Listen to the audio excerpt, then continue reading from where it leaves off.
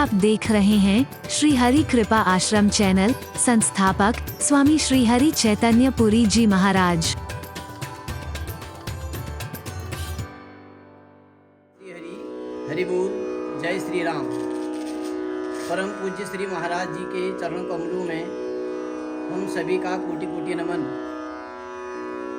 22 जनवरी को अयोध्या में रामलला की प्राण प्रतिष्ठा हो रही है। लोगों में भारी उत्साह है, लेकिन कुछ प्रश्न भी हैं। लोकहित में उन प्रश्नों और शंकाओं के निराकरण के लिए श्री महाराज जी आपके चरणों में विनम्र निवेदन है। आपके परिचय की आवश्यकता नहीं है। हजारों मील की भारत की पदयात्रा कर चुके हैं। विश्व धर्म संसद में भारत का प्रतिनिधित्व कर चुके हैं। समाज में व्याप्त कुरीतियों विकृतियों के विरुद्ध पिछले 4 दशक से निरंतर लोगों को जागरूक कर रहे हैं और सफल भी रहे हैं। विभिन्न टीवी चैनलों के माध्यम से 4 दशक से अधिक समय से करोड़ों लोग आपकी दिव्य अमृतवाणी का लाभ उठा रहे हैं। आप 103 देशों की यात्रा कर चुके हैं। 1 दर्जन से अधिक भाषाओं को आपको ज्ञान है। क्षमा चाहते हुए लोगों के प्रश्न आपके चरणों में रख रहे हैं। अयोध्या में रामलला की प्राण प्रतिष्ठा हो रही है। कैसा लग रहा है? आपको निमंत्रण मिला, क्या कहना चाहेंगे? चारों शंकराचार्य नहीं आ रहे हैं, ऐसा क्यों? क्या सही मुहूर्त पर प्राण प्रतिष्ठा नहीं हो रही है? मंदिर अभी पूर्ण निर्मित नहीं है, तो क्या प्राण प्रतिष्ठा होनी चाहिए? क्या यह कार्य पूर्णतया राजनीतिक नहीं है? प्रधानमंत्री ही मुख्य यजमान क्यों? रामनवमी की भी प्रतीक्षा नहीं की गई, ऐसा क्यों? इतनी शीतलहर है, ऐसे में लोगों को आने जाने में कष्ट नहीं होगा?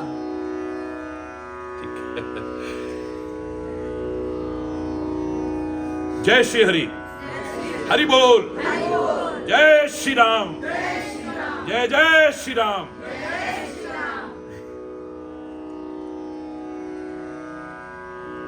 सबसे पहले सभी देशवासियों को और संपूर्ण विश्व के सनातन धर्मावलंबियों को बहुत बहुत हार्दिक शुभकामनाएं, बहुत बहुत हार्दिक बधाई। 500 वर्ष के इस संघर्ष के बाद भगवान श्री राम का जहां प्राकट्य हुआ, उस पावन धरा पर, पावन श्री अयोध्या धाम में, मां सरयू के किनारे पर भव्य दिव्य विशाल अनुपम अद्वितीय मंदिर बन रहा है। और अब एक महान अवसर हम सबके सामने है, जिसके हम साक्षी बने हैं। रामलला की प्राण प्रतिष्ठा का समारोह। सबसे पहले इस लंबे संघर्ष में जिन्होंने अपना सब कुछ लुटा दिया, श्री राम के चरणों में अर्पित कर दिया, नमन करता हूं। जिन्होंने अपनी महान शहादत दी है, इसके लिए नमन भी करता हूं, श्रद्धांजलि भी अर्पित करता हूं। असंख्य लोग जिनके नाम हम जानते हैं, उनको भी, और असंख्य लोग जिनके नाम भी हम नहीं जानते, जो नींव के पत्थर बन गए, उनको भी मेरा विनम्र नमन है। और आज भी जो निरंतर प्रयत्नशील हैं, अपना पूर्ण समय दे रहे हैं, और जिन्होंने दिल खोल करके सहयोग दिया है इसमें, उन सबको भी बहुत बहुत हार्दिक शुभकामनाएं, बधाई और आशीर्वाद प्रदान करता हूं। माननीय न्यायाधीश देश के सर्वोच्च न्यायालय के वो न्यायाधीश जिन्होंने ये महान फैसला श्री राम मंदिर के संबंध में दिया, तो न्यायपालिका का भी और न्यायाधीशों का भी सम्मान करते हुए उनके इन महान योगदान की प्रशंसा भी करता हूं और नमन करता हूं। देश विदेश में जो उत्साह देखने को मिल रहा है, अगर मैं ये कह दूं कि भारत ही नहीं विश्व का ये सबसे बड़ा उत्सव है तो अतिशयोक्ति नहीं होगी। विश्व का सबसे बड़ा उत्सव होने जा रहा है। आपके सभी प्रश्नों को जो आपने किए हैं सम्मिलित करते हुए मैं अपने भाव प्रस्तुत करूंगा। शीतलहर है, शीतलहर है। क्या आप देख नहीं रहे कि शीतलहर पर राम लहर भारी होकर के आ रही है? श्री राम के प्रति श्रद्धा, भावना, आस्था रखने वाले लोगों के लिए ये शीतलहर कुछ भी नहीं है। ये उत्सव हो रहा है, प्राण प्रतिष्ठा समारोह हो रहा है। इसके बारे में मैं क्या कहूं, बस अपनी हार्दिक प्रसन्नता व्यक्त कर सकता हूं। ये दिव्य क्षण देखने के लिए, उसका साक्षी बनने के लिए मुझे आमंत्रण मिला। मैं अपने आप को परम सौभाग्यशाली मानता हूं। रही बात मुख्य जजमान देश के प्रधानमंत्री ही क्यों, तो आपने सुना होगा, मैं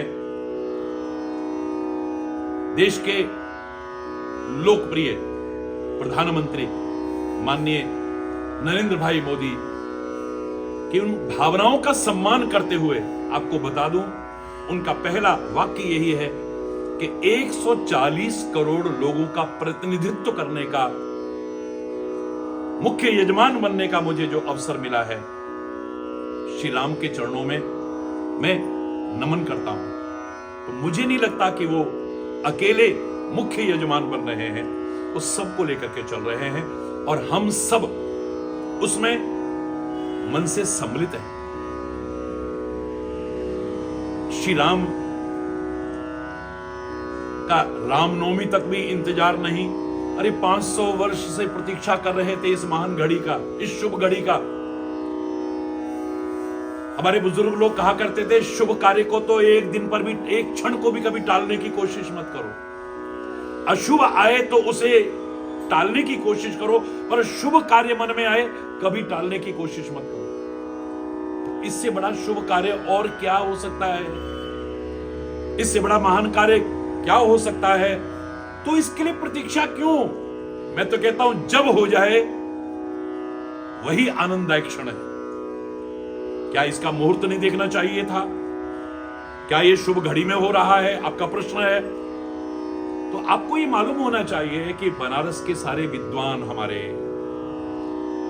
दक्षिण के सारे विद्वान हमारे, अयोध्या के विद्वान सारे मिलकर के मुहूर्त निकाल रहे हैं।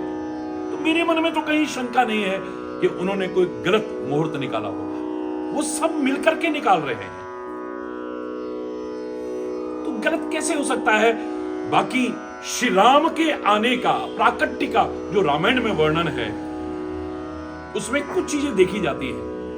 योग, लगन, ग्रह, वार, तिथि, सकल भय अनुकूल। रामायण के उन शब्दों में श्री राम का जब प्राकट्य हुआ है तो योग, लगन, ग्रह, वार, तिथि सब अनुकूल हो गए। अवश्य इनका ध्यान रखा गया होगा, प्रतिष्ठा में भी ध्यान रखा गया होगा, लेकिन मैं अगर भावनात्मक अर्थ करूं तो जहां राम आते हैं वहां योग, लगन, ग्रह, वार, तिथि अपने आप अनुकूल हो जाते हैं। क्षमा चाहते हुए कहूंगा, देश भर में क्या पूरे विश्व में एक उत्साह है, एक उमंग है, एक उल्लास है। ये भारत कृषि प्रधान देश है, सब जानते हैं, लेकिन ऋषि प्रधान देश भी है, इसे नकारा नहीं जा सकता है। तो हमारे ऋषि, संत, महापुरुष सब हृदय से सम्मिलित हैं इसमें। चारों शंकराचार्य क्यों नहीं आ रहे? अब क्यों नहीं आ रहे तो इसका उत्तर वही दे सकते हैं, लेकिन मैं इतना कह सकता हूं कि हमारे भारत की सनातन परंपरा में शंकराचार्यों का बहुत सम्मान है।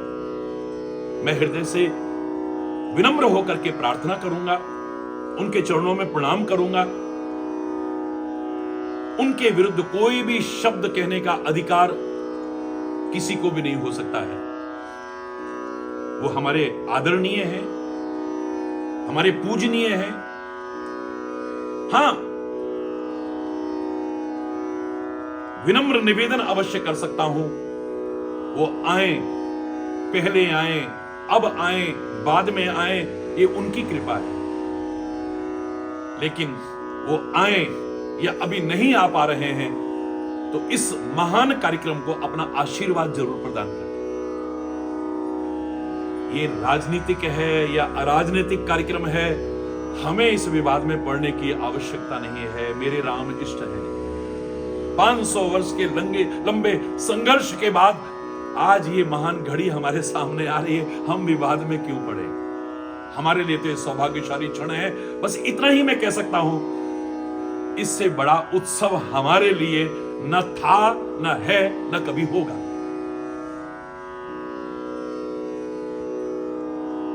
रामनवमी की प्रतीक्षा नहीं करनी चाहिए, तो मैंने आपसे कहा ना, जब हो जाए कोई सत्कार्य, महान कार्य, शुभ कार्य, हमारे सनातन धर्म की यही परंपरा रही है कि उसको कभी कल पर टालने की कोशिश मत करना। आज हो रहा है, इस अवसर का लाभ उठाएं, अपने जीवन को धन्य माने हम कि 500 वर्ष के उस लंबे संघर्ष के बाद ये जो घड़ी आ रही, हम सब उसके साक्षी बन रहे हैं। इससे बड़ा हमारा सौभाग्य क्या हो सकता है? मैं तो अपनी हार्दिक प्रसन्नता व्यक्त कर सकता हूं उन सभी के उस अमर बलिदान को नमन कर सकता हूं, श्रद्धांजलि अर्पित कर सकता हूं, जिन्होंने अपना सब कुछ खो दिया इसके लिए, जो रात दिन प्रयत्नशील रहे और आज भी हैं और आगे भी सेवा करते रहेंगे। उन सब की भावनाओं का सम्मान करते हुए नमन करता हूं। मैं उस अयोध्या की पावन धरा को नमन करता हूं, मां सरयू के चरणों में नमन करता हूं, सभी संतों महापुरुषों के चरणों में नमन करता हूं और इस महान अवसर को लाने में जिनका सहयोग रहा, उन सबको नमन करता हूं। लगभग आपके सभी प्रश्नों का उत्तर आपको मिल गया होगा और मेरे भाव और अधिक मुझे भावुक न कर दें, क्षमा चाहते हुए बस अपने सौभाग्य की सराहना करूंगा। जय श्री हरि, हरि बोल, जय श्री राम, जय श्री राम।